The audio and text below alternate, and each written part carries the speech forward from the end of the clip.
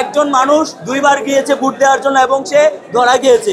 আমরা প্রশাসনকে এটা জানিয়েছি, কিন্তু তারা এদিকে কোনো কর্ণপাত করে নাই। ওয়ান টাইম গালি দিচ্ছে, যেটা হচ্ছে মানে ঘষা দিলে উঠে যাচ্ছে। আমি কিন্তু ভোট দিয়েছি, আমার নখে কিন্তু কোনো দাগ নাই। 100 মিটারের মধ্যে প্রচারণা করার কোনো সুযোগ দেওয়া কথা না, এটা আচরণবিধি লঙ্ঘন।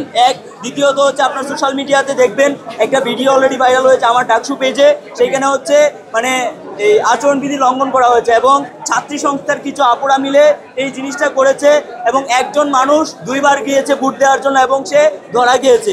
আমরা প্রশাসনকে এটা জানিয়েছি, কিন্তু তারা এদিকে কোনো কর্ণপাত করে নাই। তারা জিনিসটাকে স্কিপ করার চেষ্টা করছে বারবার। আমরা পরিষ্কারভাবে বলে দিতে চাই, এই 35 বছর পরে, অভ্যুত্থানের পরেও আমরা হচ্ছে এই চাকসু আদায়ের জন্য আন্দোলন করেছি। যদি এই চাকসুতে কোনো রকম কারচুপি করা, এই যেই কারচুপিটা করা হচ্ছে, এই জিনিসগুলার কোনো রকম যদি কিন্তু অথবা ছাড়াই স্পষ্ট আনসার তাদেরকে দিতে হবে, নয়তোবা তাদেরকে আমরা প্রশ্নের মুখোমুখি করব। এটা স্পষ্ট হয়েছে, বিভিন্ন মিডিয়াতে গিয়েছে। কারণ আমি যখন একটা বক্তব্য দিব তখন আপনারা অবশ্যই জিজ্ঞেস করবেন সোর্স কি, মিডিয়া কি, তখন হচ্ছে আমরা যেন স্পষ্ট আনসারটা দিতে পারি। আমরা মিডিয়ার থ্রুতে এবং আমাদের ব্যক্তিগত সোর্সের মাধ্যমে আমরা জেনেছি এই কাজগুলো হচ্ছে। তো এই জায়গা থেকে আমরা মূলত প্রতিবাদটা করেছি এবং আপনারা জানেন অমোচনীয় গালি দিচ্ছে, মানে অমোচনীয় গালি দেওয়া হয় নাই, ওয়ান টাইম গালি দিচ্ছে, যেটা হচ্ছে মানে ঘষা দিলে উঠে যাচ্ছে। আমি কিন্তু ভোট দিয়েছি, আমার নখে কিন্তু কোনো দাগ নাই। আমাদের কাছে ভিডিও পর্যন্ত আছে, মানে তাদের 100 মিটারের মধ্যে কোনো প্রার্থী প্রচারণা করতে পারবে না।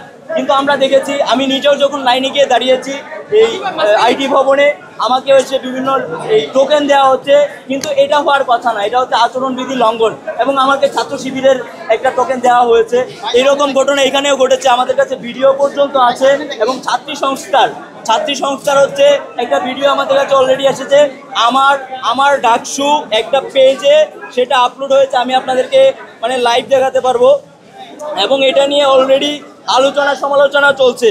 প্রশাসনকে এবং বিশ্ববিদ্যালয়ের যারা চাকসু নির্বাচন কমিশন আছে তাদেরকে স্পষ্ট করতে হবে এবং তারা কি আসলেই কোনো মানে দলের পারপাস সার্ভ করার জন্য নির্বাচন কমিশনের দায়িত্ব নিয়েছে, নাকি এই 28,000 শিক্ষার্থীর চাকসু নির্বাচনকে সুষ্ঠুভাবে সম্পূর্ণ করার জন্য দায়িত্ব নিয়েছে, এইটা আমাদের কাছে স্পষ্ট করতে হবে।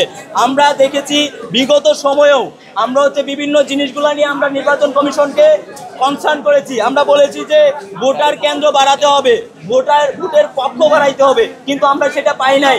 আমরা দেখেছি নির্বাচনে আমরা ভোট দিতে আসার পরে বিভিন্ন কেন্দ্রে গিয়ে আমাদেরকে ভোট দেওয়ার জন্য 1 ঘন্টা 2 ঘন্টা অপেক্ষা করতে হয়েছে, অথচ আমাদের বিশ্ববিদ্যালয়ে এনাফ স্পেস আছে, আমাদের অনেকগুলো ফ্যাকাল্টি রয়েছে। এই ফ্যাকাল্টিগুলোতে 28,000 শিক্ষার্থীদের দাঁড়িয়ে না থেকে ভোট দেওয়ার সুযোগ রয়েছে, কিন্তু তারা এটা করে নাই। তারা এটা কৃত্রিম সংকট তৈরি করেছে, শিক্ষার্থীরা যেন এসে ঘন্টার পর ঘন্টা দাঁড়িয়ে থাকে। সেই জিনিসটা আমরা আগেও তাদেরকে কনসার্ন করেছিলাম, কিন্তু সেটার কোনো সমাধান তারা করে নাই। এটা তো স্পষ্ট, এই যে একটা ছাত্রী সংস্থার একটা ভিডিও আপনারা ইতিমধ্যে দেখেছেন, সেই ছাত্রী সংস্থার ভিডিওটা এবং আমার ডাকসু নামের একটা পেজে এটা নিয়ে অনলাইন মিডিয়াতে প্রচুর আলোচনা সমালোচনা হচ্ছে, সেটা আপনার সার্চ করলেই দেখতে পাবেন। জিনিসগুলো প্রুফ আচরণবিধি লঙ্ঘন করেছে। এইটার বিরুদ্ধে বিশ্ববিদ্যালয় প্রশাসন এবং চাকসু নির্বাচন কমিশন কি করবে, এটা তাদের এখনই স্পষ্ট পদক্ষেপ নিতে হবে। না, আমার একজন শিক্ষার্থী হিসেবে আমি এখানে এসেছি, প্রতিবাদ করেছি একজন শিক্ষার্থী হিসেবে, এবং আমি কথা বলছি একজন শিক্ষার্থী হিসেবে, একজন ভোটার হিসেবে। এই ভোট দেওয়াটা আমাদের অধিকার এবং 35 বছর পরে আমরা এই ভোট দেওয়ার সুযোগটা পাচ্ছি। এই জায়গাটায় এসে যদি এইরকম ঘটনার মুখোমুখি হইতে হয়, সেটা আমাদের জন্য লজ্জার এবং বিশ্ববিদ্যালয় প্রশাসনের জন্য লজ্জার।